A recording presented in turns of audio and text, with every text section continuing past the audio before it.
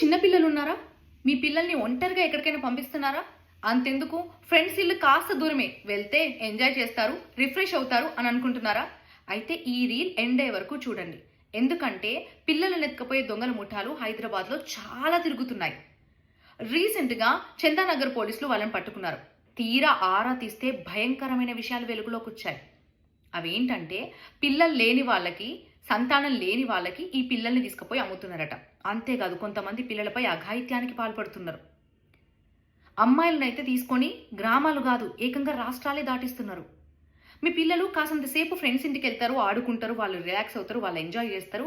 వాళ్ళు అట్లా పోయొచ్చేంతసేపు మనం ఇంట్లో పని చేసుకుందామని చాలా మంది పేరెంట్స్ ఇట్లనే ఆలోచిస్తారు. కొంతమంది పేరెంట్స్ గ్రాసరీస్ కోసమని ఇది తీసుకురా నాన్న, అది తీసుకురా నాన్న అని చెప్పి షాప్‌కి పంపిస్తుంటారు. అలాంటి పేరెంట్స్ అయితే ఇంకా జాగ్రత్తగా ఉండండి. అండ్ అపార్ట్మెంట్‌లో ఆడుకుంటున్నారు, ఇంటి దగ్గరే ఉన్నారు, ఇంటి చుట్టుపక్కలే ఉన్నారు, ఇక్కడెవరు ఉంటారులే, ఏంగా సీసీ కెమెరాస్ ఉన్నాయి, ఇట్లా అనుకోకండి.